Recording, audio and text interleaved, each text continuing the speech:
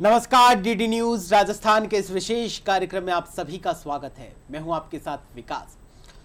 जब किसी विशाल वटवृक्ष के नीचे खड़े होकर हम उसके विशालता को देखते हैं तो क्या हम ये सोच पाते हैं कि ये जो विशाल वृक्ष है ये कभी एक बीज के भीतर छुपा हुआ था।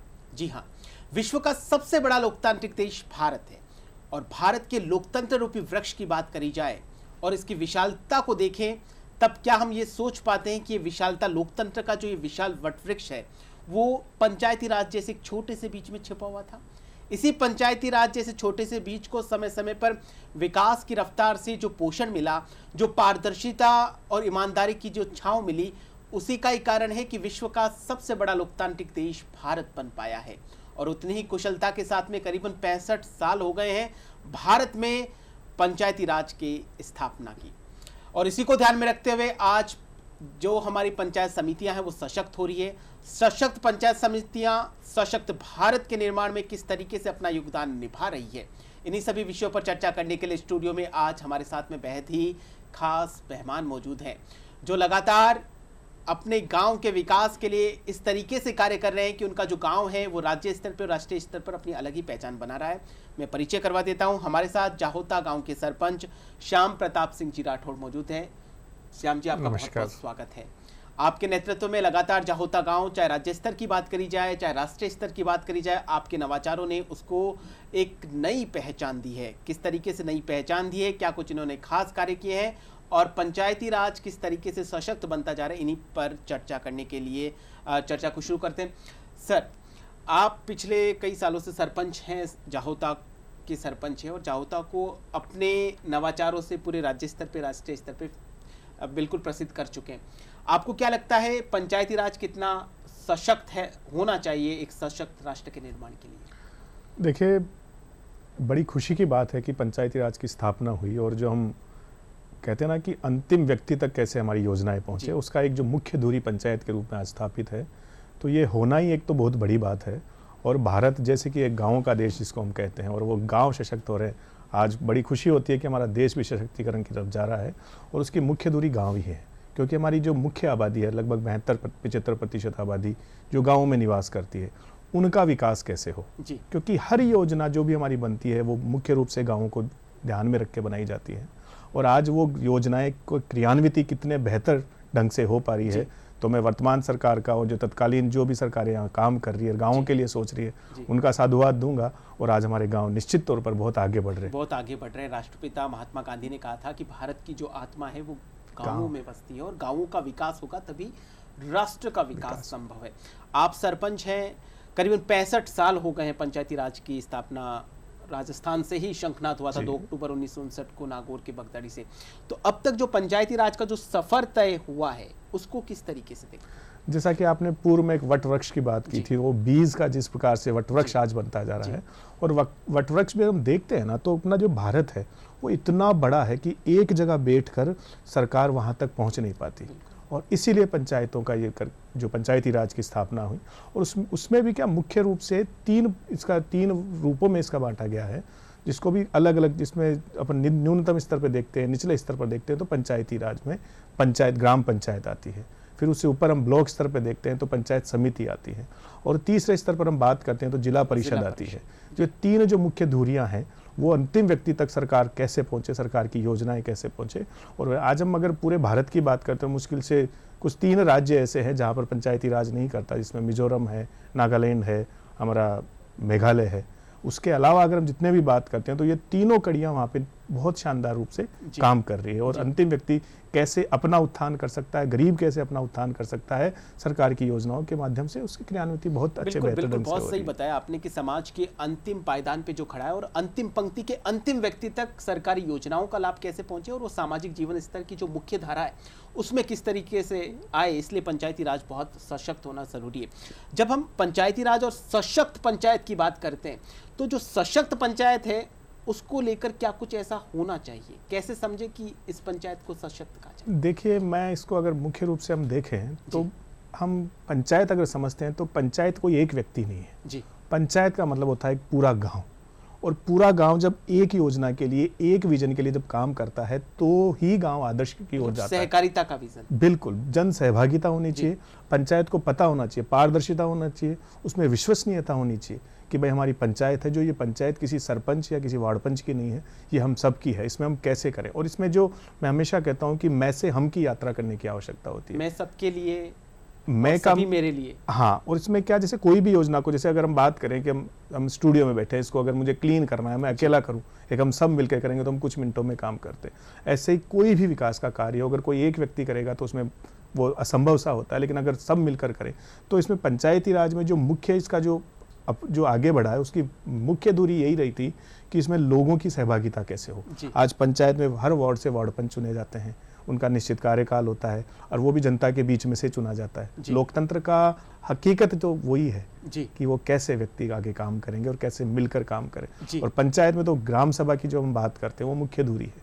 कोई भी निर्णय लेना है ग्राम सभा में बैठ के लेना है, तो उससे पूरा गांव आगे बढ़ता है, पूरा देश आगे बढ़ता है। सहभागिता और जन भागीदारी बहुत जरूरी है। श्याम जी, जब भी पंचायत का जिक्र होता है, ग्राम पंचायत का जिक्र होता है, हालांकि पहले समय काल परिस्थितियां अलग थी, जब भी इनके बारे में सोचते थे तो लगता था ग्रामीण पृष्ठभूमि और पुराने ढर्रे पे काम करती जा रही है। लेकिन समय काल परिस्थितियां बदली और आज पंचायत जो है वो डिजिटल पंचायत में कन्वर्ट हो गई है जी। तो उसको लेकर क्या लगता है, नए भारत की एक नई तस्वीर पंचायतों के जरिए सामने आ रही है? बिल्कुल स्वाभाविक है, क्योंकि आज हम देखते रहते हैं कि डिजिटलाइजेशन, जो आजकल हम देखते हैं कि सूचना का जो सिस्टम है वो कितना बेहतर होता जा रहा है। आज गांव भी, बात यूएन में क्या हो रहा है वो आज एक गांव को पता है। जहाँ यूएन जो सस्टेनेबल डेवलपमेंट गोल्स के लिए काम कर रहा है, वहीं पर ग्राम पंचायतों को भारत में जिम्मेदारी दी गई और उनको लोकल सस्टेनेबल डेवलपमेंट गोल्स बताए जा रहे हैं कि ये 9 लक्ष्य हैं हमारे जो 2030 तक हमें प्राप्त करने हैं। तो वो डिजिटलाइजेशन ही है। आज पारदर्शिता देखिए आप, पहले कितना फंड आता है किसी को नहीं पता। आज आप जाइए नेट पर जाइए, आराम से पूरा आप देख सकते हैं। पूरा पैसा पहले कैश पे ट्रांजेक्शन होता था, आजकल पूरा डिजिटल हो रहा है। पूरा फंड आता था, उसका पता नहीं चलता था। और सबसे बड़ी बात, जैसे मनरेगा की बात करी जाए तो उनको जो वर्कर्स हैं उनको कितना रुपया मिल रहा है वो भी कोई कहां तक पहुंच पा रहा है। आज आप देखिए ना, अकाउंट्स घर सबके अकाउंट्स है, ऑटोमेटिक अकाउंट में पूरा डिजिटल पूरा सिस्टम हो गया। और इससे सबसे बड़ा फायदा हुआ कि जो व्यक्ति बात करते थे, जब पहले मैं नाम नहीं लेना चाहूंगा, हम ये कहते थे कितना पैसा सरकार भेजती है और कितना कम पैसा वहां पहुंचता है। आज वो पूरा पैसा एक अंतिम व्यक्ति तक पहुंच रहा है। किसी भी एक पैसे में भी इधर उधर की हेरफेर नहीं हो पाती। दूसरी सबसे बड़ी बात कि पहले पता ही नहीं होता, सरपंच ने जो कर दिया वो ठीक है, काम कितने 10 काम है, 15 काम है, 20 काम है, उनमें से 1-2 काम किए ठीक है, कोई हिसाब किताब नहीं रहता। 5 साल होता फिर नया सरपंच आ जाता। लेकिन आज सरपंच की जो जिम्मेदारी और जवाबदेही तय की गई है। और आज एक व्यक्ति अगर जानना चाहे, अगर मैं मेरे गांव की बात करूं तो एक नॉर्मल व्यक्ति अगर चाहे कि मेरे गांव में कितना फंड आया है, कितना किस फंड में खर्च हुआ है, किस बजट में खर्च हुआ है, कितना खर्च हो चुका है, कार्य की स्थिति क्या है, वो सब आप ई ग्राम स्वराज पे आप कोई भी व्यक्ति देख सकता है। तो ये पारदर्शिता है। जी बिल्कुल, डिजिटल क्रांति का भी बहुत अच्छे तरीके से पंचायत में उपयोग हो रहा है। श्याम जी, एक वक्त था जब महिलाओं को घर की दहलीज में रहना पड़ता था। पंचायत तो बहुत दूर की बात है, घर से बाहर की जो अपने रिश्तेदारी में भी कुछ बातचीत करने के लिए उनको मौका नहीं मिलता था। आज वही महिलाएं पंचायत समिति की सदस्य बन रही है, सरपंच बन रही है, प्रधान बन रही है, जिला प्रमुख बन रही है। इसको कितना महत्वपूर्ण आप मानते हैं इस पूरी पंचायती राज सिस्टम में? देखिए, इसको सिर्फ जनप्रतिनिधित्व के हम देखें तो भी मैं इसको सही नहीं मानूंगा। इसको देखें कि नॉर्मल एक महिला है, चाहे वो जनप्रतिनिधि नहीं है, फिर भी उसके कितने उसको रोजगार के साधन हुए, कितनी उसका सशक्तिकरण पे काम कर रहा है। आज अगर हम पंचायतों में देखते हैं तो महिलाएं बराबर की स्थिति पर है। पहले हम एक प्रतिनिधि के रूप में एक महिला को देखते थे तो प्रतिनिधि तो महिला बन जाती थी, लेकिन कोई ना कोई उसके पीछे पुरुष होता था जो उसके सारे काम वो कुछ होता था। लेकिन आज महिलाएं उसमें सजगता हो रही है। मैं तो बात करूंगा कि जैसे दूर दराज की अगर हम छोड़ दें, लेकिन आसपास के जो हम शहरी क्षेत्र के आसपास के गांव हैं, वहां पर हर महिला आज सशक्त हो रही है। जैसे जाहोता की अगर हम बात करें तो हमारे हर महिला के पास रोजगार आज SHG ग्रुप्स के माध्यम, सेल्फ हेल्प ग्रुप्स जो बनाए जा रहे हैं उसके माध्यम से इतने रोजगारों के अवसर मिल रहे हैं। आज हमारी महिलाएं प्राकृतिक रंगों से कपड़ा बना रही है। अभी एक नया हमने क्लाउड किचन एक बनाया है, जिसमें महिलाएं हैं जो अपना, जो हमारे विजिटर्स आते हैं गांव में, कोई भी NGOs से जो आते हैं, या जितने भी हमारे जो जयपुर के पूर्णिमा यूनिवर्सिटी है, या इतने ये लक्ष्मीपति यूनिवर्सिटी है, नियाम है, यहाँ से लोग आ रहे हैं, उनके विजिट के भोजन की व्यवस्था वो कर रही हैं। अच्छा, तो वो एक इतना है कि आज हर महिला को रोजगार मिल रहा है और उसी की आवश्यकता है। क्योंकि जब तक हम कहते हैं ना, घूंघट हटाने से महिलाएं सशक्त नहीं होगी। जब तक महिलाओं का आर्थिक सशक्तिकरण नहीं होगा तब तक हम बराबरी पे महिलाओं को नहीं ला सकते। बिल्कुल, बहुत सही बताया। महिलाओं का जब तक आर्थिक सशक्तिकरण नहीं होगा तब तक देश के विकास की कल्पना करना थोड़ा मुश्किल है। हमारे आसपास में भी ऐसे कई एग्जाम्पल हैं, राजस्थान में कई ऐसे उदाहरण हैं, किसी ने MBA करके सरपंच बनी है, कोई PhD करके स्पोर्ट्स से सरपंच कई। बन रही। एक वक्त था जब सरपंच क्या होता है, गांव में क्यों आए, गांव में क्यों मतलब इलेक्शन लड़े, वो एक भ्रांति थी, लेकिन वो भ्रांतियां टूटी। आजकल जो युवा हैं वो भी जागरूक हो रहे हैं और वो भी गाँव में आकर चुनाव लड़ रहे हैं। बिल्कुल। आप एक्चुअली खुद अपने आप में एक उदाहरण है। नहीं, एक्चुअली होता क्या है, युवा क्या है, पहले देखता था तो उसका एक सिंपल एक रोल रहता था कि मुझे एक जॉब करना है, लेकिन आज वो अगर इस काम को भी जॉब के लिए रहता है और अपने गांव के प्रति अपनी जिम्मेदारी को एक युवा समझता है, तो वो देखता है कि मैं इस क्षेत्र में आकर भी मेरे उसके गांव के लिए या हमारे क्षेत्र के लिए कुछ कर सकता हूँ। जी। तब जाके लोग इसमें आ रहे हैं। नहीं, पहले राजनीति के लिए एक फिक्स कुछ परिवार होते थे, कुछ ऐसे समुदाय होते थे जिसमें राजनीति पीढ़ी होती दर थी, पीढ़ी वो चलता रहता दादा था। बन लेकिन गया, आज फादर, आज हर व्यक्ति इसमें आगे आ रहा है और वो देख रहा है कि मैं अपने क्षेत्र में इस फील्ड के माध्यम से भी कुछ कर सकता हूँ, जब जाके चीजें बदल रही। जी बिल्कुल, आपने बहुत सही बताया। आप खुद एक सरपंच हैं, आपको क्या लगता है कि पंचायत समिति में किन किन चुनौतियों का सामना करना पड़ता है? देखिए, क्या कुछ चुनौतियां हैं अगर दूसरे चुनौतियों शब्दों की में कहा जाए? अगर हम बात करते हैं तो देखो, हर सिक्के के दो पहलू होते हैं। सजगता बढ़ रही है तो कहीं ना कहीं कुछ ना कुछ प्रॉब्लम्स बढ़ती जा रही है, और वो प्रॉब्लम्स ऐसी है जिसके लिए हमें खुद को, पहले तो क्या होता था, एक जनप्रतिनिधि होता था, वो अपने लिए सोचता था कि मैं जनप्रतिनिधि बनूं, मैं काम कैसे करूं। लेकिन आज जब वो हम हम की यात्रा वाली जब बात करता हूं, अगर वो व्यक्ति अपने अधिकारों के साथ साथ अपने कर्तव्यों की पालना में लग जाता है, तो फिर देखिए आप कैसे बदलाव आते हैं। और ये सिर्फ किसी राजनीति या उस परिक्षेत्र में लागू नहीं होता, हर परिक्षेत्र में बिल्कुल है कि अगर आपको अधिकार चाहिए तो सबसे पहले आप कर्तव्यों की पालना हम करें, एक कर्तव्यनिष्ठ नागरिक बने, तो ऑटोमेटिक स्वाभाविक ही वो चीजें बदलती है। आपका जाहोता जो है काफ़ी कुछ राज्य स्तर पे कहें या राष्ट्रीय स्तर पे कहें, एक नई नवाचार के साथ में एक नई पहचान बनाता जा रहा है। तो जाहोता में ऐसा क्या कुछ नया हुआ है जो दूसरी पंचायतों के लिए एक प्रेरणा के रूप में काम कर रहा है? देखिए, मैं ये नहीं कहता कि जाहोता में कुछ नया हुआ है, आज सब जगह हो रहा है, हर जगह पर बहुत अच्छे बदलाव आ रहे हैं। की बात करी जाए तो राजस्थान की पहली, हाँ, तो एक्चुअली हमारा गांव क्या था, पहले थोड़ा सा गंदगी ज्यादा रहती थी। तो जब हम सरपंच बने तो हमने देखा कि इस गंदगी के लिए काम कैसे करें, तो हमने ग्रे वाटर मैनेजमेंट का काम किया और साथ ही सॉलिड लिक्विड वेस्ट दोनों के लिए हमने काम किया। ये तो सब जगह हो सकता है, सारे गांव नहीं, अभी काफी जगह हो रहा है, लेकिन उस वक्त शुरुआत जब हम करते हैं तो कई बार हमें लगता है कि यह असंभव सा है, आपकी वजह से भी लोग मोटिवेट होते हैं। हाँ, तो जब कोई एक करके दिखा देता है, जैसे किसी गांव में या किसी क्षेत्र में एक IAS बनता है, तो और बच्चों में मन में आता है कि शायद मैं भी ऐसे पद पे जा सकता हूँ। तो जब ODF प्लस की बात हम करते हैं, तो ODF तो जो खुले में शौच से मुक्त पंचायतों की बात थी, 2014 से 19 तक का वो चीज़ें हो चुकी थी, लेकिन उससे एक कदम आगे ODF प्लस की जब हम बात करते थे, तो इसमें जो ठोस एवं तरल कचरा प्रबंधन मुख्यतया से इसको लिया जाता था। अब इसको कैसे करें, जब पंचायत में बात करते तो कि शायद ये तो बहुत मुश्किल है, कैसे हम घर घर से कचरा कलेक्ट करेंगे, कैसे उसको सेग्रीगेट करेंगे। लेकिन हमने शुरुआत हमने मुश्किल से कम घरों के साथ की, लेकिन आज गांव के मैक्सिमम घरों से हम कचरा कलेक्ट कर रहे हैं और उसके लिए गांव वाले पे भी कर रहे हैं। वो जागरूकता फैली क्योंकि उनकी आदत हो गई, आदत हो जाती है ना। जैसे कोई एक व्यक्ति है, उसको स्नान करने की आदत नहीं है, तो वो काफी दिनों गंदा रह सकता है, लेकिन एक दिन स्नान करेगा तो अगले दिन वो देखेगा तो उसको, आज हमारा गाँव इतना साफ हो गया कि अब जरा सी भी गंदगी होती है तो व्यक्ति को लगता है कि यार ये गंदा हो रहा है, तो इसको हम कैसे क्लीन करें। आपने थोड़ी देर पहले जिक्र किया था कि अधिकार तभी मिलेंगे जब कर्तव्य का बोध हो। ये कर्तव्य का ही बोध है कि इसकी सुखद परिणाम है, तब आप अधिकारों की अपेक्षा भी कर सकते हैं। और फिर हमारे व्यवहारिकता में बदलाव की आवश्यकता है।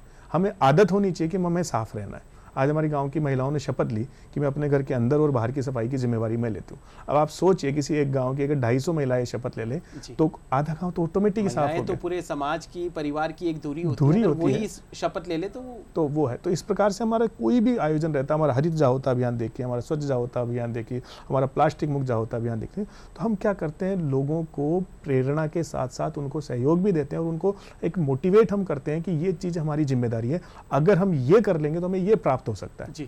तब जाके लोगों में बदलाव आया है, लोग देखता है कि नहीं, ये मेरी जिम्मेदारी है जी। और ये ही जिम्मेदारी दिलवाने की आज समाज को आवश्यकता है। आज बिल्कुल यही जिम्मेदारी समझने की और उसके बारे में जागरूकता फैलाने की बहुत ज़रूरत है।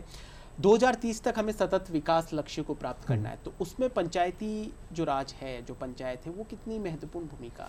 देखिए, ये UN ने जब तय किया कि ये 17 जो गोल्स हैं, तो जो विकसित राष्ट्र हैं वहाँ पे क्या जो एजुकेशन हब्स होते थे, जो बड़े बड़े इंस्टीट्यूशंस होते थे, उनको ये जिम्मेदारी दी। भारत में ये क्या उतना संभव नहीं था, तो यहाँ पर उनको समावेशित 9 में किया गया। हम बात 17 की कर रहे हैं, लेकिन उनको 9 में समावेशित करके, और उसमें हमने धुरी चुनी कि अगर हमारे यहाँ पंचायती राज व्यवस्था है कि अगर पंचायतों को ये 9 थीम दे दें तो उस पर काम होगा। अब आप सोचिए कि क्लीन एंड ग्रीन विलेज, जी। अगर इसमें बात करेंगे तो ऑटोमेटिक साफ और वो अच्छा गाँव हो जाएगा। महिला सशक्तिकरण की हम इसमें बात कर सकते हैं, ढांचागत आत्मनिर्भरता की हम इसमें बात कर सकते हैं, हम इसमें बात कर सकते हैं महिला पंचायत की, हम इसमें बात कर सकते हैं बाल पंचायत की। जब ये गोल्स जब हमारे तय होते जाएंगे, और इसके लिए तो मैं तो हमारे प्रधानमंत्री जी का धन्यवाद भी दूंगा कि उन्होंने एक बड़ा इनामी राशि भी उसमें रखी है, जो एक मैं तो कहूँगा कि एप्रिशिएशन भी है कि उन्होंने ये देखा कि हम पंचायत को इतना SFC FFC के माध्यम से इतना उनको बजट जा रहा है, अगर उनको पारितोषिक के रूप में कुछ इनामी राशि या प्राइज उनको रख दे तो वो प्राइज भी उन्होंने इतनी आज लाखों करोड़ों रुपए में पंचायतों को प्राइजेस मिल रही है। बिल्कुल, तो उससे और वो मोटिवेशन बढ़ रहा है। बिल्कुल मोटिवेशन मिलता है, और सबसे बड़ी बात पूरे देश का ध्यान केंद्रित होता है कि इस पंचायत ने ऐसा क्या किया जिसको हम भी कर सकते हैं। हाँ, और तो फिर तय हो जाता है कि ये कर सकते हैं तो हम क्यों नहीं कर सकते। जी बिल्कुल, तो फिर लोग प्रेरित होते हैं उससे। जी बिल्कुल। हर साल 24 अप्रैल को पंचायती राज दिवस मनाया जाता है, तो पंचायती राज की अपने आप में इतनी बड़ी भूमिका है कि 24 अप्रैल को हमने पंचायती राज को ही समर्पित किया है। हाँ, ये देखिए, आप देखिए ना, 2004 में जब पहली बार ये मंत्रालय का गठन किया तो उसके बाद ये उस वक्त से ये मतलब सत्यापित हुआ कि ये भी एक विभाग ऐसा है कि जिसकी इम्पोर्टेंस है राष्ट्र को आगे बढ़ाने में। जैसे विनोबा भावे कहते थे कि ग्रामोदय से राष्ट्रोदय, तो जब तक ग्रामों का उदय नहीं होगा तब तक हम राष्ट्र की कल्पना नहीं कर सकते। तो ये चीजें बदली। राष्ट्र के उदय की कहीं ना कहीं चाबी है ग्राम के उदय में। बिल्कुल आपने सही बताया।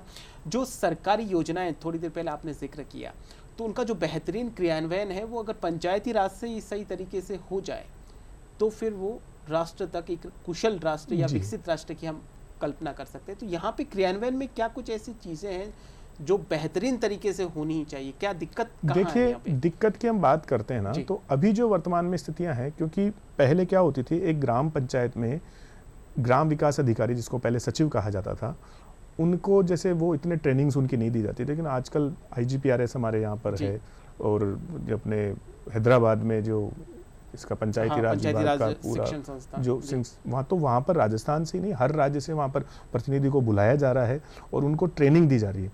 वो ट्रेनिंग ही हमारे मील का पत्थर साबित हो रही है, क्योंकि जब तक हमें पता नहीं होगा, जैसे आपको आज इस कार्यक्रम का विषय नहीं पता होगा तो हम इस वार्ता को आगे नहीं बढ़ा सकते थे।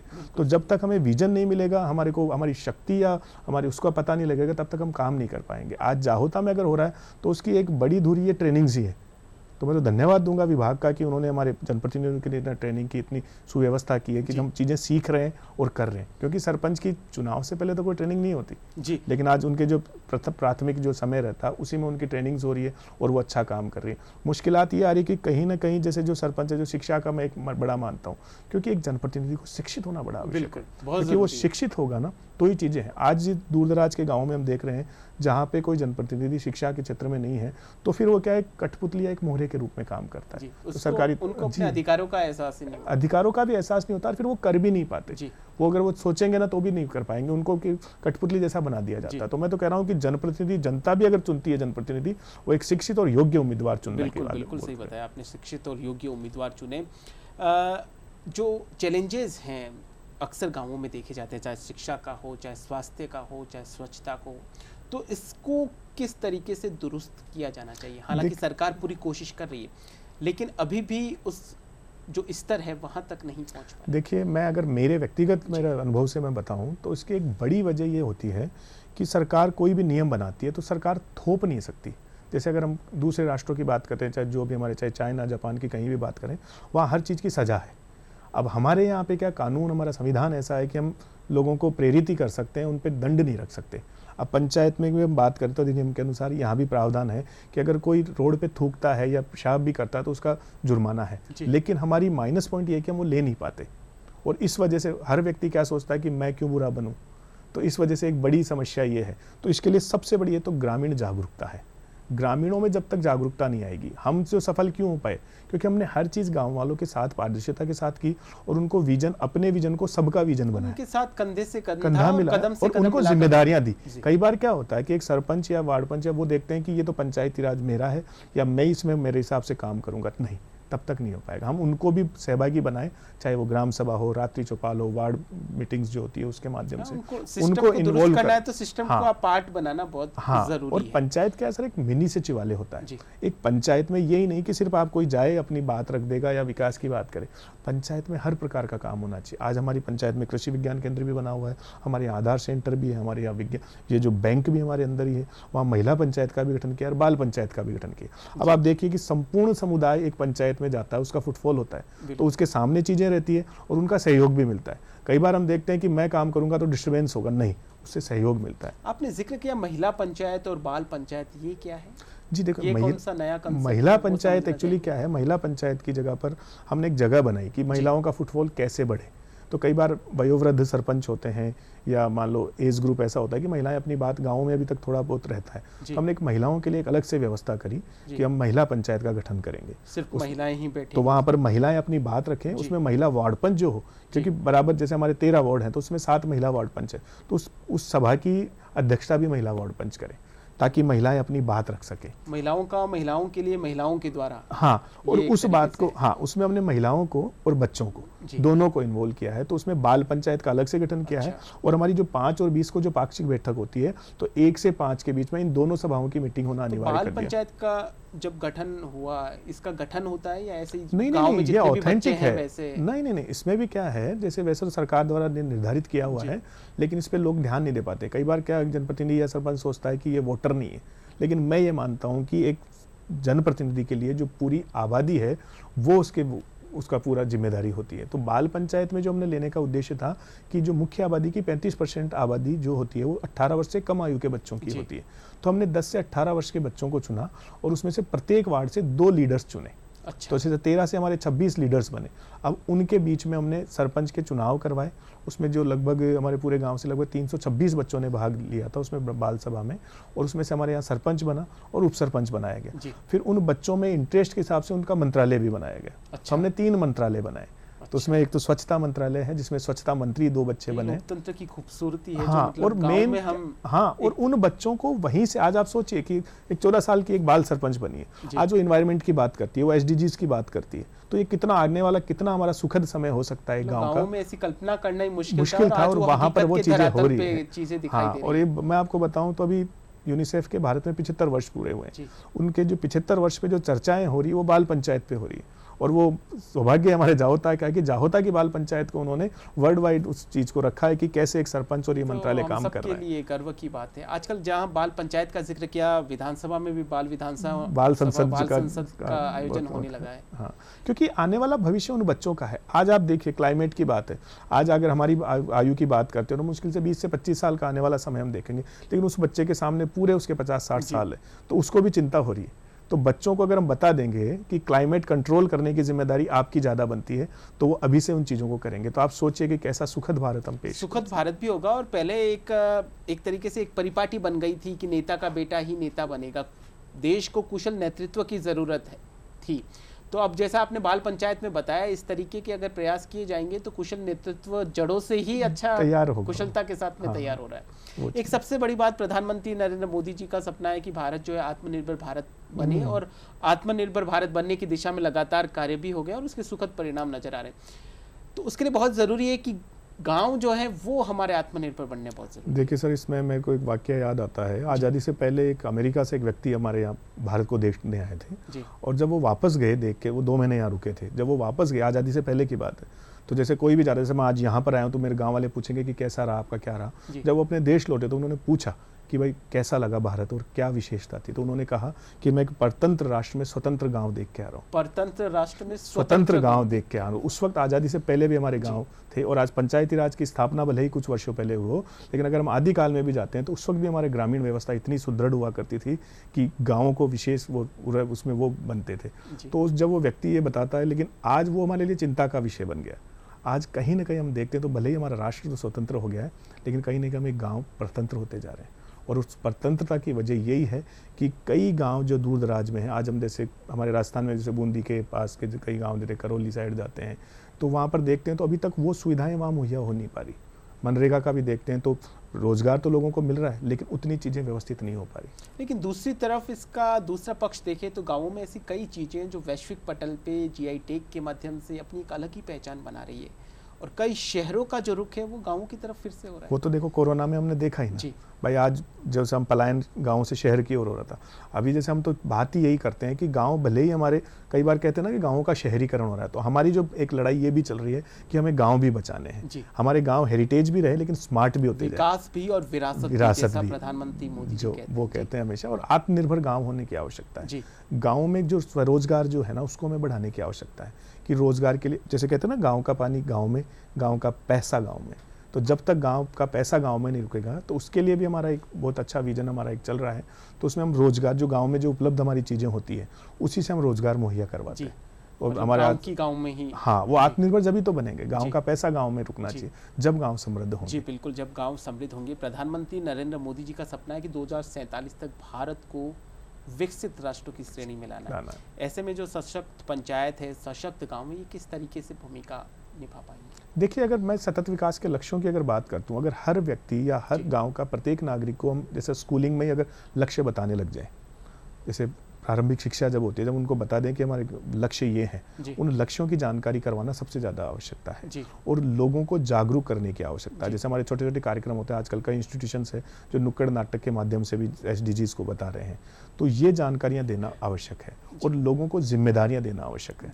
जैसे हर व्यक्ति है, जैसे अभी हमारा एक महिला शक्ति समूह बना है, तो उसमें महिलाओं को हमने जिम्मेदारी दी कि जैसे जो हमारे जो चिकित्सा विभाग में कोई महिला है तो वो चिकित्सा की जिम्मेदारी वो लेगी, जो स्वच्छता विभाग में है वो स्वच्छता का लेगा कोई, और उसके साथ साथ जो मान लो पुलिस में भी हमारे हैं, शिक्षा विभाग में, तो वो जिम्मेदारियां ले। और जैसे कई बार हमने एक पहल करी अभी बुजुर्गों के साथ, हमने एक गंदी जगह, हमारा एक कॉन्सेप्ट है जो गांव की सबसे गंदी जगह को गांव का सेल्फी पॉइंट बनाना है। तो हमने जो एक सेल्फी पॉइंट बनाया उसमें उस स्तर पे आप लेके जाएंगे उसको कि वो सबसे सेल्फी अच्छा, पॉइंट, क्योंकि गंदा क्या अगर साफ कर देंगे तो फिर से गंदा होगा, क्योंकि गांव में गंदी जगह सर वही होती है जिसका कोई ओनर नहीं होता। हम कहते हैं ना राजस्थान में धनी दोरी नहीं है इसका, तो वो गंदी हो जाती है। लेकिन अगर उसको हम सेल्फी पॉइंट तक तैयार कर दें तो फिर वो चीज़ें नहीं बदलती। अब हम क्या करते हैं, उसको सेल्फी पॉइंट तैयार करके उसकी जिम्मेदारी किसी एक वर्ग को देते हैं। हमने भी गाँव को तो बांटा है, जैसे कई जगह जाति धर्म के नाम पर आज गांव बढ़ रहे, लेकिन हमने गांव को बांटा आयु के आधार पर। हमने वृद्धजनों का एक ग्रुप बना दिया जिसमें उनको जो सेवानिवृत्त कर्मचारी संघ उसको लिया, रजिस्ट्रेशन उसका हो चुका है। अब वो जो पूरा हमारे सहभागी रहते हैं, हमारी खुद की न्यायपालिका है। हमारे यहाँ पर पुलिस आने से पहले न्यायपालिका से पूछेंगे कि हमारी आवश्यकता है क्या। हमारे इतने केसेस हैं कि जो हम वहाँ बैठ के ही उसको सुलझा लेते हैं। ये कितनी बड़ी बात है। और उससे हमें, और उससे एक बहुत बड़ी बात है कि हमारे जैसे अभी हमें कहा जाता है कि निजी आय को हम कैसे बढ़ाएं, तो उसके हमने निजी आय का साधन भी रखा। हमने उनको कहा कि बाहरी व्यक्ति का तो कुछ रखा ही नहीं है, सब गांव वाले करेंगे। उसमें हमारी क्या कम्युनिटी भी हमने बताई है, लगभग 13 लोगों की न्यायपालिका है, उसमें हमने हर जाति और वर्ग विशेष को उसमें लिया है। मतलब आपके गांव में हर कोई किसी न किसी पद पे तो होगा ही, किसी हाँ, कोई न कोई। हम कैसे, मेन वही तो है, वो मैं से हम वाली बात में कहता हूँ, तो हम बन के काम करते हैं। अब न्यायपालिका में क्या कितने कैसे जैसे जो पेंडिंग चलते थे, कितना सर हमारे गांव का पैसा था जो आज कोर्ट में या थाने में जा रहा है, वो पैसा हम वहीं पे कर लेते। कुल मिलाकर एक सुखद भारत की तस्वीर, जैसे आप जैसे जो नवाचार कर रहे हैं सरपंच, और ऐसी सभी पंचायत में नवाचार होंगे तो वाकई में एक सुखद भारत की तस्वीर नजर आएगी। और वो दिन दूर नहीं जब हम विकसित राष्ट्रों की श्रेणी में आएंगे, उसके लिए सशक्त पंचायत समिति बहुत बड़ी भूमिका निभाएगी। आज आप इस प्रोग्राम में पधारे और इतनी सरलता और सहजता के साथ में अपने विचार और अनुभव साझा किए, आपका बहुत बहुत धन्यवाद। Thank you. DD news Rajasthan के आज के इस विशेष कार्यक्रम में फिलहाल के लिए इतना ही। आप देखते रहिए आपका अपना news channel DD news Rajasthan. नमस्कार।